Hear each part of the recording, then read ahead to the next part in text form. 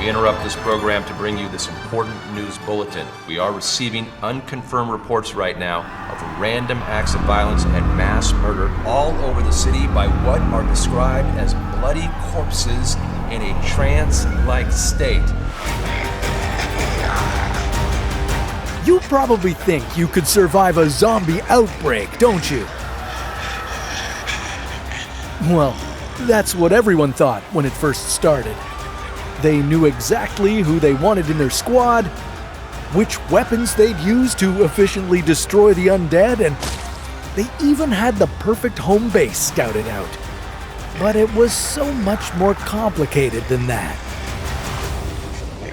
What people didn't think of was how each day would be one step closer to a complete collapse of the infrastructure we all rely on. Yeah, with no one maintaining them, water supplies would quickly become contaminated. In just a few months, GPS technology would fail.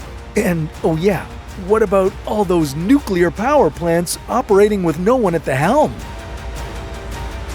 How long until they start melting down and releasing catastrophic radiation? Luckily for you, we've put together a guide to help you survive these unexpected dangers. Month 1. Get out. According to a model designed by scientists at Cornell University, densely populated cities would be the first places to be overtaken, and it would happen astonishingly quickly. You'll want to escape to somewhere rural, but just make sure you're not near any nuclear power plants. Without human oversight, reactors could start melting down in the first few days or weeks. A lot of reactors have safety systems built in, but it's only a matter of time before those fail too. Governments may mandate quarantines to halt the infection, so you'd need to hurry, but before leaving the city, collect as many non-perishable goods as possible. Canned food and bottled water will save your life. Also, bring along any camping equipment you have. Sleeping bags, portable solar panels, and thermal clothes will be essential. And it's weird, but even during civilization's collapse, your cell phone will be crucial for survival. I'll tell you why a little bit later, but for now, just keep it charged and save the battery as much as you can. Month 2. Establish a camp. After spending a few weeks in a mountain camp, it's tempting to seek a cozy cabin for shelter. However, it's safer to steer clear of places like this. They may be occupied by hostile survivors, or they may have already been breached by zombies. Your bottled water supply is likely diminishing, so it's crucial to find fresh water sources. Listen for lakes or rivers, but avoid setting up camp too close to them, as they'll attract potentially unfriendly survivors. And don't forget to sterilize water before drinking it. You can do that by placing it in a glass or plastic bottle and exposing it to sunlight for at least 6 hours.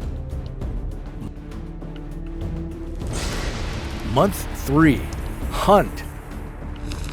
Well, it's finally happened. Your canned food supply is gone, and you need to learn how to hunt.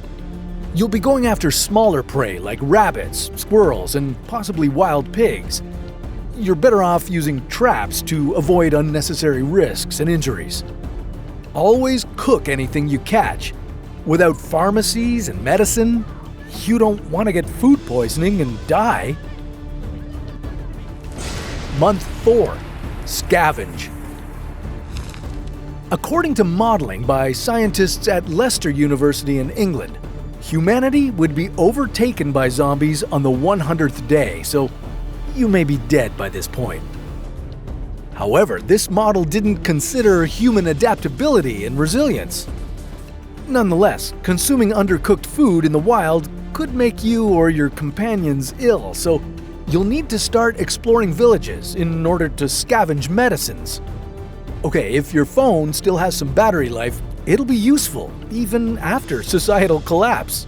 Experts estimate that GPS technology would last at least 6 months before failing due to neglected maintenance. So turn on your phone, pull up a map of your area and try to locate a village with a potentially stocked pharmacy or grocery store. Month 5. Move. Zombies and human survivors will almost certainly be moving at all times. Be vigilant for signs of groups getting close to your shelter. You may need to move to a more secure location.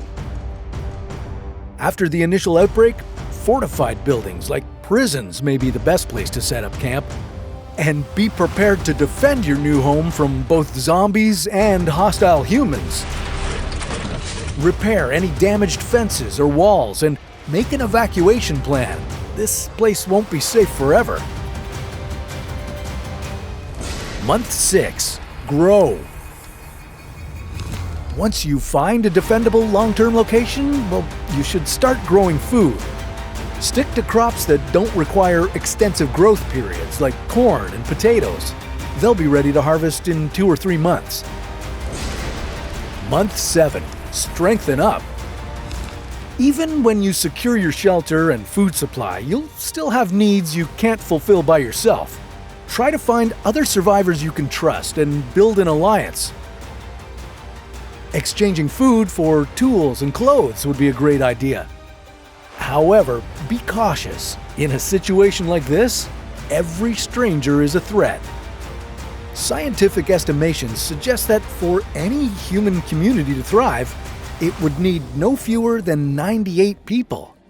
So, if you find other reliable groups of humans, invite them to join your community and increase your chances of survival.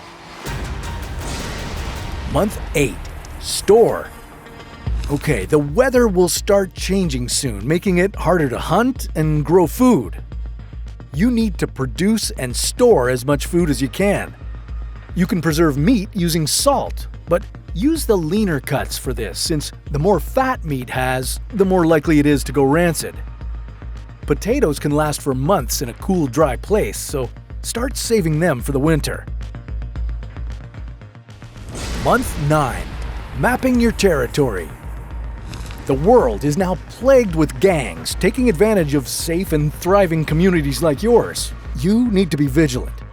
The only way to know what's happening in your surroundings is to designate scouts to explore the terrain. Month 10. Fortify. The number of infected is increasing daily. By now, hordes of zombies are making their way to the mountains. Get prepared. Fortify your shelter with fences and traps to keep them away from your community.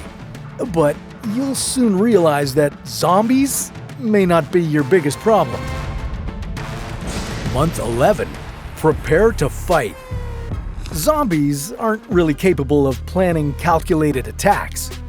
The real danger will come from organized groups of desperate humans who won't hesitate to kill you and steal your food and supplies. After this many months, they're unlikely to have ammunition for guns, so be prepared to fight them the old-fashioned way. Be ready with knives, baseball bats, and metal rods. Month 12. Build a new civilization. Okay, you've been living this nightmare for almost a year now. Society, as you knew it, has vanished. It's time now to start building a new civilization. And new generations will need all the essential knowledge you have today. You need to write down all this knowledge and pass it on to future generations of survivors so that they can protect themselves in the event this happens again. Think about how you learned to escape these brain-eating hordes, the best ways to fight them, and the different ways to amass supplies. Now, if you need help remembering, watch our video about making it through the first week of this nightmare, here on How to Survive.